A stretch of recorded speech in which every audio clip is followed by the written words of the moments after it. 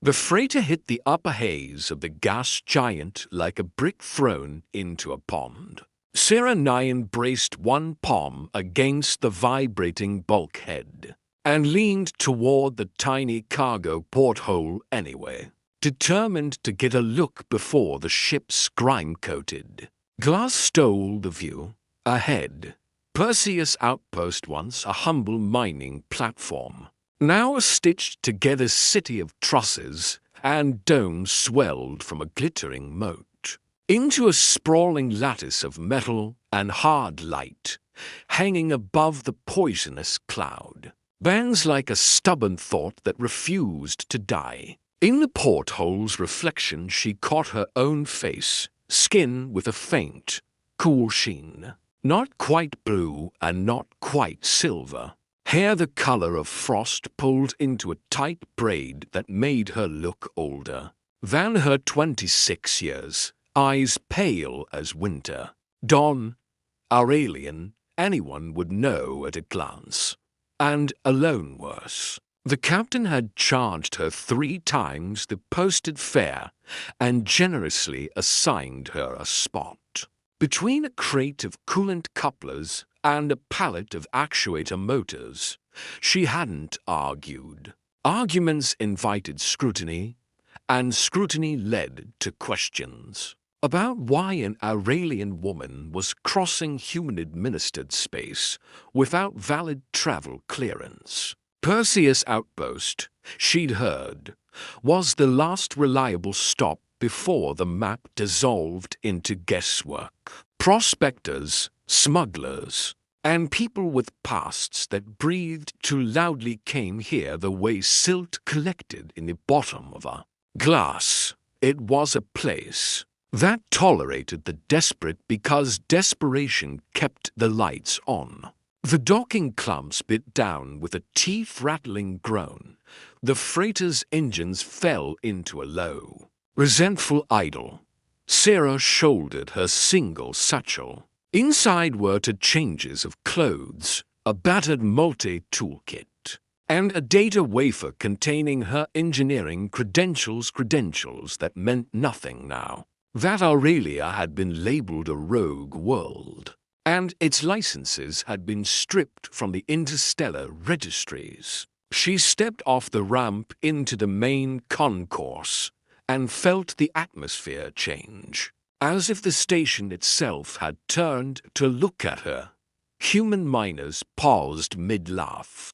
A scaled trader Varen, by the look of his ridged jawlet, his mouth twist, and spat on the deck plating as she passed. 2 security officers watched her with the practiced stillness of people who had decided she was trouble before she'd even breathed their air.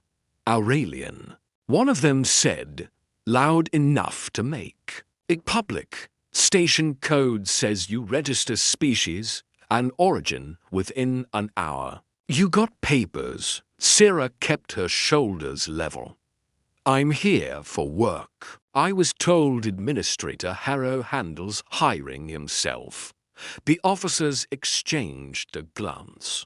The taller one a woman with cropped grey hair and an old scar curving from temple to jaw made a sound that was half snort, half warning.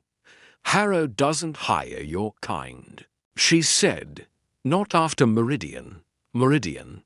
The word was a fist. Everyone knew the story. Meridian habitat, life support sabotaged. Hundreds dead in the dark while alarms screamed and doors refused to open. It didn't matter that Sarah had been a child then. It didn't matter that the factions responsible hadn't spoken for every Aurelian. The galaxy had stamped the blame onto an entire people, like a brand that burned through generations. I'm not here to argue history, Sarah said softly. I'm here to fix machines. Sure you are, the scarred officer replied, and jerked her chin at a corridor marked with hazard glyphs. Admin's office. 3rd door on the left. Go on. Just don't say we didn't warn you. Sarah walked anyway, head high, heart thudding, a steady double beat in her chest. The corridor smelled faintly of overheated insulation. Overhead panels flickered with inconsistent brightness, exposed conduits sparked intermittently, and somewhere behind the walls a coolant pump made a high, strained whine that set her teeth on edge. The station was sick. Anyone who understood systems could hear it. Perseus Outpost didn't just hum. It stuttered. The administrator's office had a wide window that overlooked a hangar bay full of scarred transports and patched shuttles. In the nearest berth sat a battered ship with micrometeor scars and streaks of old impact scoring. That suggested it had once flown through places where people shot first and asked later. The office door stood open. Behind a desk buried under maintenance logs and data slates sat a man in a worn utility vest, with faded defense insignia, tall, broad-shouldered, dark hair going grey at the temples.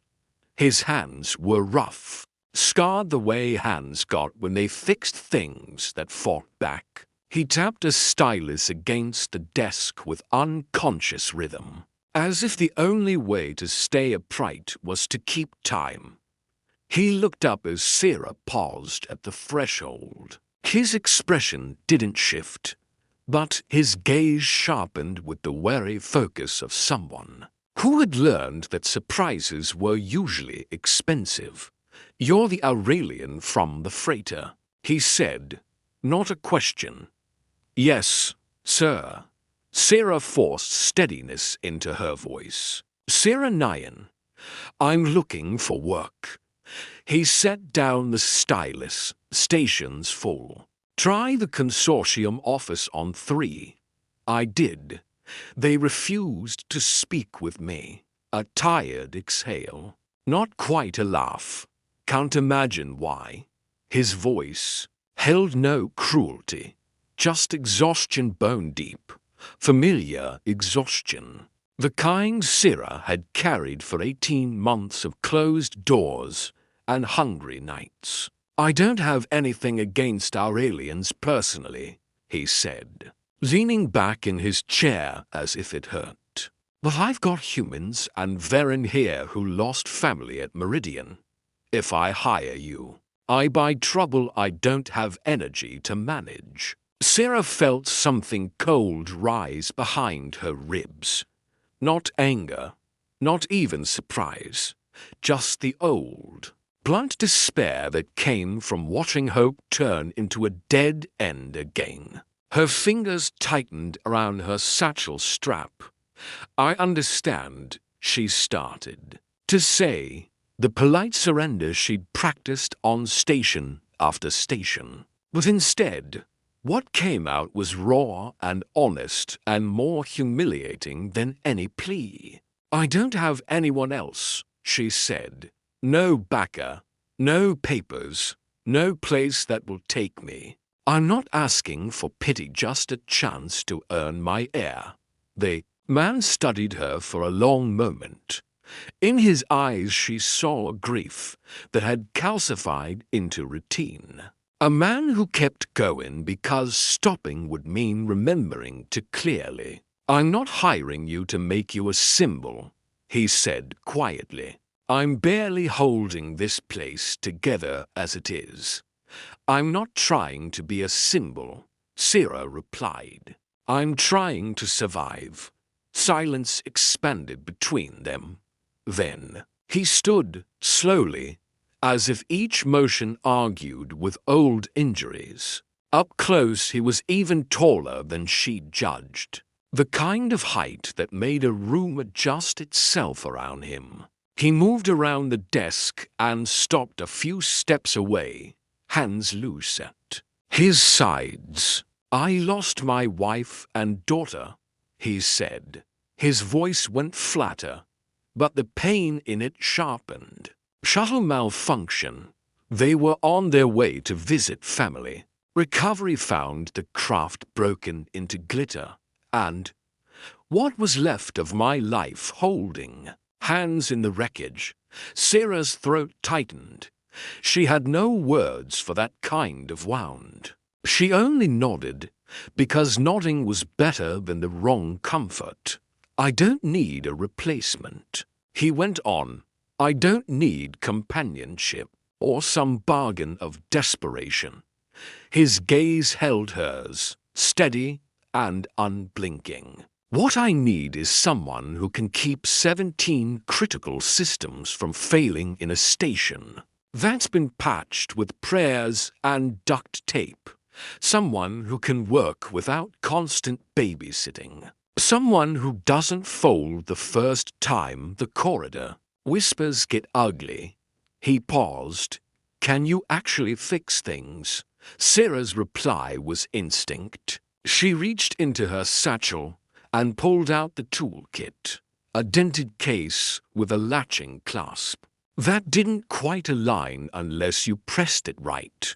The instruments inside were old but cared for, metal polished by use rather than display. My father taught me, she said. He ran environmental systems on Aurelian orbital yards before everything. She swallowed. He said stations are living creatures. If you listen, they tell you where they hurt. The administrator's eyebrows lifted a fraction. Nyan, he repeated, slower. You're related to Kellen Nyan. Sarah felt a brief flare of something like pride, quickly chased by grief. He was my father. He turned toward the hangar window, staring out at the battered ship in the nearest berth. One of your father's designs pulled my unit out of a debris field during the Belt War. We took hits that should have torn us open. The ship held. When he looked back, the exhausted mask had cracked just enough to show something complicated underneath. They executed him, Sarah said, for refusing to sabotage his own work. My mother, my brothers, everyone. I lived because I was off-world at a conference when the purge started. By the time I got home, there was nothing to return to. The room went quiet again. But now the quiet felt less like a wall and more like a shared weight. At last he crossed to a cabinet and pulled out a folded uniform blue-gray fabric. With Perseus Outpost stitched on the shoulder, he tossed it to her. 300 credits a week. He said, quarters, meals. You start at 0600, and you listen carefully. Some people here will try to break you. Some will try to break your work. If you can't handle it, say so now. Sarah clutched the uniform to her chest as if it might vanish. Tears pricked her eyes, hot and unwelcome. She forced them back. I can handle it, she said. Thank you. He sat down again and picked up his stylus, already burying himself in the comfort of tasks. Name's Miles Harrow. Call me Harrow, or Miles. Whatever keeps you steady. Sarah backed out of the office like someone leaving a room where the air had unexpectedly turned precious. That night she lay in a narrow bunk in level 4, Section D, and listened. Pumps cycled in uneven patterns. Fans surged and dipped. A distant compressor hiccuped, then groaned into motion again. The station's heartbeat. Her father would have called it an orchestra of mechanisms that kept everyone alive. Perseus Outpost's heartbeat was irregular. It sounded like something trying not to die. At 0600 sharp she reported to Engineering Bay 1. 3 human technicians stood around a diagnostic console, their conversation fading to silence the moment she entered. The oldest, a heavy-set man with a graying beard, stepped into her path, arms crossed like a barricade. "Admin might have hired you," he said, "but that doesn't mean we have to welcome you. Our aliens aren't wanted in this bay." Sarah kept her voice level. "I'm here to work. Chief Tech's word is law down here," he replied. "And I'm Chief Brennan," before she could answer. The station screamed. An alarm shrieked through the bay. Red lights strobed.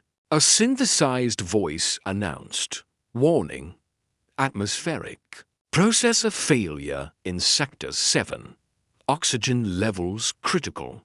Emergency protocol engaged." Brennan swore and lunged for the console. Fingers flew. "Primary oxidizer valve isn't responding. Manual override is dead. We've got—" He glanced at the projected curve. 15 minutes before the sector goes hypoxic. "How many people?" Sarah asked. 43, a younger tech said, already pale. Brennan grabbed a comm. "Sector 7, evacuate." "Repeat, evacuate, static." Then a panicked voice, "We can't. The emergency bulkhead sealed. We're trapped, air's dropping." Sarah pushed closer to the diagnostic display. Schematics blossomed across the screen. Valve housing, sensor ray, actuator motor, safety interlocks. Her mind quieted the way it always did around problems. Fear became data. Data became pathways. "The valve isn't frozen," she said. Brennan shot her a look that could have cut steel. "It's reading closed. Look at the current draw." She insisted. "The actuator motor's pulling power. The sensor says there's no movement." "That means the sensor's lying, not the valve." "That's impossible. I ran diagnostics last month." "Then it degraded after," Sarah said, "already moving. Or your diagnostics missed corrosion. Either way, the fix is to bypass the sensor signal and reset the protocol. The system is choking the sector because it thinks the valve's shut. You can't override safety. Locks without admin authorization." "Then call Harrow," she said, grabbing her kit.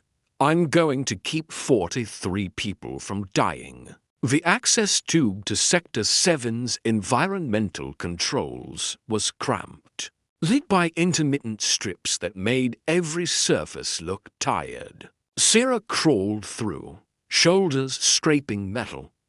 Her toolkit bumped along behind her. Familiar weight, familiar comfort. Tight spaces didn't bother her. Our aliens had grown up in cliff caves and service shafts, and the body remembered. She reached the processor junction in 7 minutes. The atmospheric machinery around her was massive pipe arteries and valve bones. Fans like beating hearts. A small cylindrical position sensor sat on the main valve housing, its casing pitted with corrosion. "There you are," Sarah murmured. She opened her kit and pulled out a calibration probe that had once belonged to her father. Its metal was worn smooth where his thumb had rested. For a moment, grief tightened her chest, then her hands moved with practiced certainty. She isolated the sensor line, bypassed its output, fed the actuator a direct command. For 3 long seconds nothing happened. Then the valve groaned like a waking beast and shifted. A rush of newly processed oxygen surged through the feed line. Sarah's comm crackled. Brennan's voice came through, stripped of hostility. "Sector 7 reports oxygen stabilizing. All 43 accounted for. No Casualties. Sarah sagged against the housing. Her hands shook, not from the work, but from the released terror she hadn't let herself feel until the danger had passed. When she crawled back into the engineering bay, Administrator Harrow was waiting. Brennan stood beside him, face tight. As a bolt, Harrow's expression didn't soften, but his posture said the station's balance had shifted. Chief Brennan tells me you diagnosed the problem in under a minute, Harrow said, and fixed it in less than 10. Yes, Sarah replied. He also tells me you ignored his order to stand down. 43 people were going to suffocate, she said. I chose to stop that. Harrow nodded once. Good choice. He turned to Brennan. I want a full diagnostic sweep of every atmospheric sensor on this station by end of week. And Sarah is your second starting now. Brennan's jaw clenched. Sir, that's not a debate. Harrow said, this station is failing because we've been patching symptoms instead of understanding causes. She understood in seconds. What we missed for months, learn from her, or get out of her way. Brennan swallowed whatever else he'd planned to say and nodded stiffly. Yes, sir. After Harrow left, Brennan stared at Sarah as if she'd rewritten the rules without asking permission. Don't think this makes us friends, he said finally. I still don't trust our aliens. I don't need your trust, Sarah replied. I need your cooperation. She pointed toward a pressure graph on a secondary coolant line, spiking in a pattern the others hadn't noticed. Your reactor coolant system is running 30% above recommended pressure. If it fails during a heat surge, the core will trip. We fix that next. Brennan's eyes widened despite himself. How do you know that? I listened to the pipes. Sarah said, they're screaming. If you know how to hear them. For a moment he said nothing. Then, reluctantly, he stepped aside. Show me. Word traveled fast on a station where boredom competed with fear for entertainment. By the end of the first week, everyone knew about the Aurelian engineer who'd saved Sector 7. Some praised her skill. Some insisted she'd caused the fault. To play hero, a few muttered darker things, alien tricks, hidden agendas. The old stories people told themselves, so they didn't have to admit they'd been wrong. Sarah ignored them all and worked. She found failing regulators and patched them properly. She replaced corroded junctions no one had bothered to open in years. She rewrote maintenance schedules, so they were based on actual wear patterns instead of. When we get around to it, the station's heartbeat began to steady. Harrow noticed. Though he didn't offer speeches, he simply handed her harder problems and trusted her solutions. 3 weeks after her arrival, Sarah was recalibrating a navigation beacon on the exterior hull when she noticed tool marks. That didn't belong. The beacon's housing had been opened and modified crudely, but effectively so its signal would drift just enough to guide incoming ships toward the stations. Solar collectors. One collision at the wrong angle, and the collectors would shear, cascade debris through the docking ring, and tear Perseus outpost open like a fruit. She reported it immediately. Harrow's face went pale when he saw the data. Someone's trying to kill this station, he said, voice low, and make it look like negligence. Sarah agreed. That's the point. Who would benefit? Sarah had already been listening not just to pipes, but to people. The mining consortium's been pressuring independent claim holders for months, she said. If Perseus fails, salvage rights go to whoever buys the wreck. Territories, equipment, everything cheap. Harrow shook his head. They're ruthless, but mass murder, not the consortium as a whole, Sarah said. Someone inside it. Someone who thinks profit is worth any cost. They found the saboteur 2 days later, a quiet maintenance technician named Kolvar, caught near an access junction with a bag of unauthorized components. When confronted, he bolted for the docks. Sarah intercepted him in a service corridor where the ceiling was low and the lighting poor. He raised a shock pistol, hands trembling. She moved before he could aim. Her brother had taught her sparring as a child how to use angles, how to strike joints, how to end a fight without wasting motion. She swept Var's wrist, kicked the pistol free, and slammed him into the wall hard enough to make him see stars. Security dragged him away cursing. Under interrogation, Var broke quickly. He named names. He described payments routed through shell accounts. He talked about a planned cascade failure, a chain of accidents that would look inevitable given Perseus Outpost's documented maintenance neglect. Harrow sent the evidence to the colonial marshals.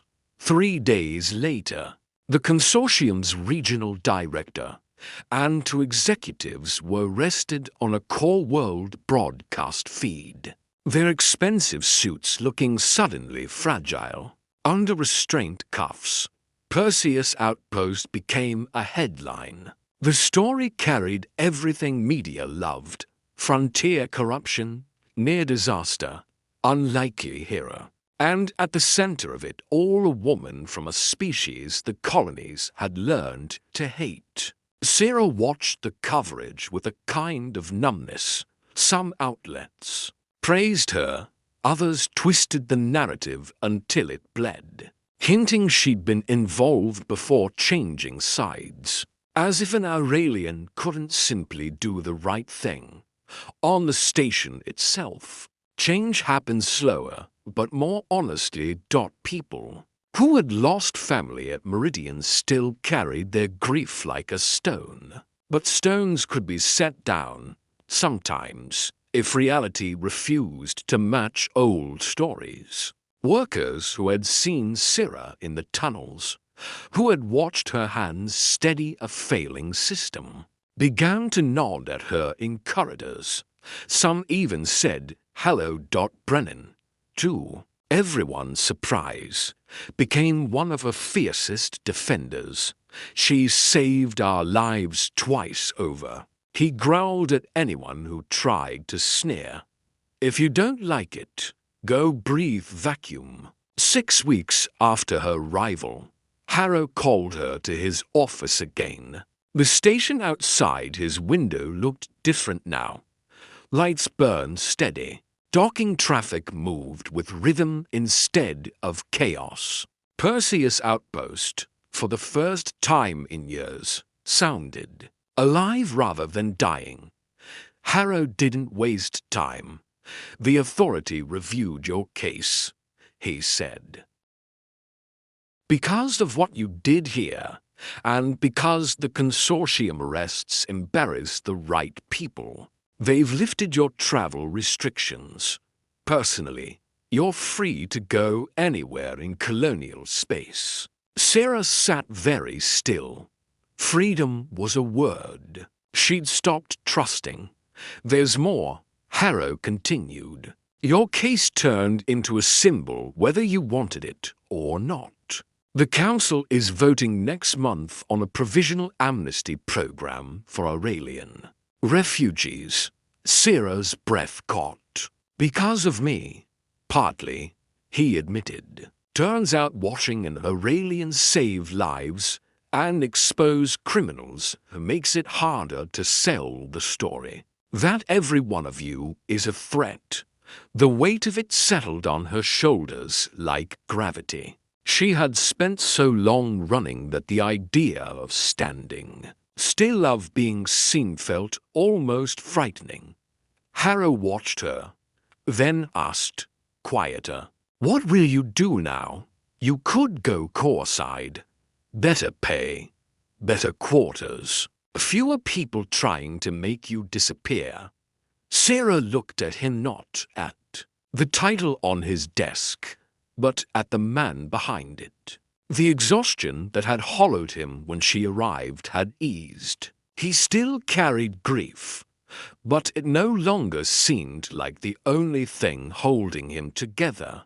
Perseus' outpost had given him purpose again, and somehow she had been part of that. "I thought I might stay," she said slowly, "if you'll have me." Something warm flickered behind his grey eyes before he smoothed it away. "The station could use a permanent chief engineer," he said. "Brennan's been muttering about retirement for years, and he hesitated, as if the compliment felt unfamiliar. "Better qualified, chief engineer." Sarah felt a small, startled smile tug at her mouth. "That's a promotion for someone who's been here 6 weeks.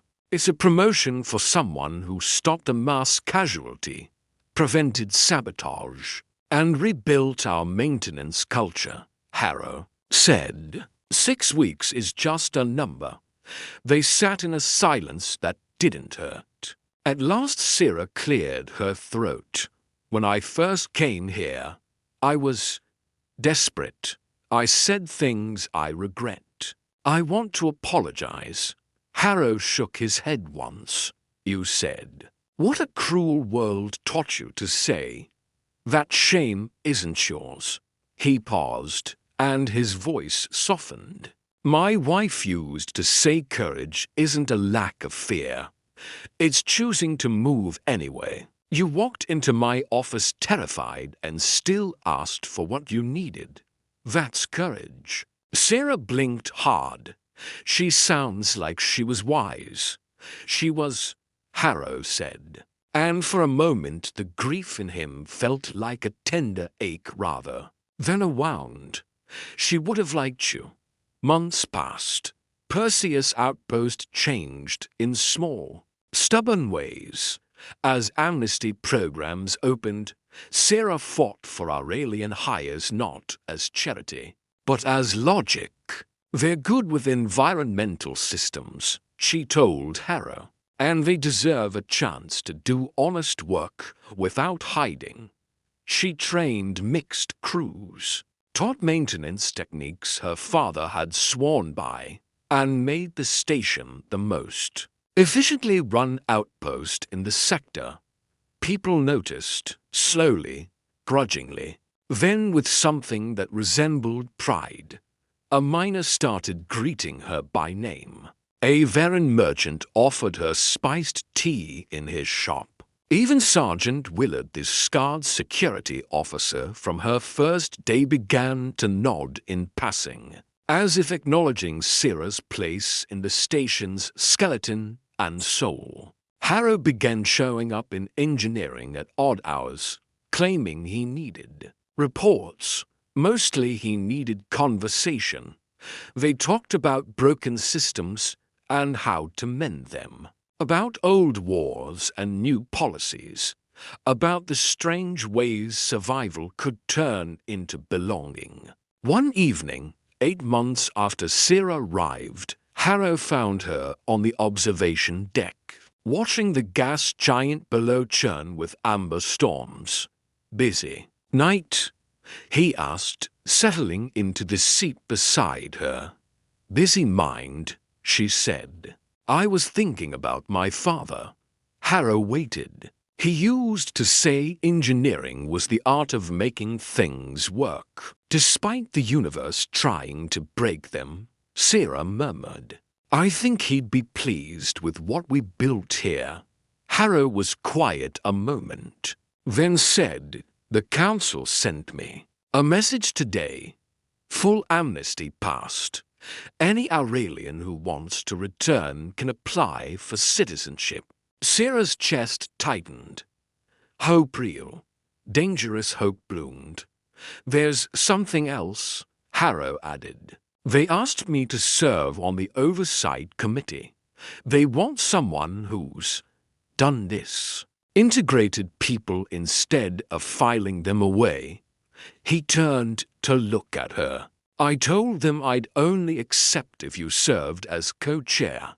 Sarah stared. "Me? I'm not a diplomat. I'm an engineer." "You're the engineer who proved cooperation isn't a theory," Harrow said. "People listen to what you've learned." The station hummed around them, steady and strong. Sarah reached out and took his hand. His skin was warm. His fingers were rough with work. The hand of a man who understood that fixing things was love in another form. "When I came here," she said softly, "I thought my life was over. You gave me a home." Harrow turned her, hand in his, studying the contrast of their skin like it mattered and didn't at the same time. "This isn't debt," he said. "When I lost them, I thought I'd never feel anything again. Then you showed up with that battered toolkit and refused to give up. Somewhere along the way, the silence in my head changed." He met her eyes. "I can't imagine doing this next part without you beside me." Sarah felt her heart stutter then settle, like a system finding its stable frequency. "I should warn you," she said, a smile threading through her voice. "Aurelians bond fiercely. Once we choose someone, we don't let go easily." "Good," Harrow replied, squeezing her hand. "I'm not planning on being let go." They sat together as Perseus' outpost rotated through starlight. The gas giant's storms raging below like they always had, indifferent to the fragile lives above. The future would be hard, bridges always were. There would be setbacks and fear, and people who refused to change. But the station's heartbeat was steady now, and so, quietly, was theirs. 18 months later, in the station's assembly hall, under banners that had once flown for mining quotas and now hung for something better, Miles Harrow and Sarah Nyan stood before a gathered crowd of humans, Varen and Aurelians. The ceremony was simple. No speeches meant to impress distant worlds, just vows spoken clearly, witnessed by people who had watched them become more than their histories. Chief Brennan stood at their side, gruff as ever, eyes suspiciously bright. Sergeant Willard guarded the entrance, insisting it was tradition even if no trouble came. The Aurelian engineers Sarah had hired wept openly, their joy unhidden. When Harrow kissed his bride, applause thundered through the hall, rolling like a wave through every species and every old doubt that had once seemed immovable. As they turned to leave together, Sarah leaned in and murmured, "I was wrong about one thing." Harrow laughed real and warm, the kind of sound that meant a person had remembered how to live. "What's that?" "I used to believe no one would ever choose an Aurelian woman," she said, eyes bright with mischief and tenderness. "Turns out I just hadn't met the right someone yet." Harrow squeezed her hand as they stepped into the corridor beyond, where the station lights glowed steady against the dark. "The universe is full of surprises," he said, and making things work despite everything trying to break them. I'd say we've gotten pretty good at that, outside the assembly hall windows. Perseus' outpost floated serene in the endless night, imperfect, patched, alive. A beacon not because it was flawless, but because it refused to stop shining.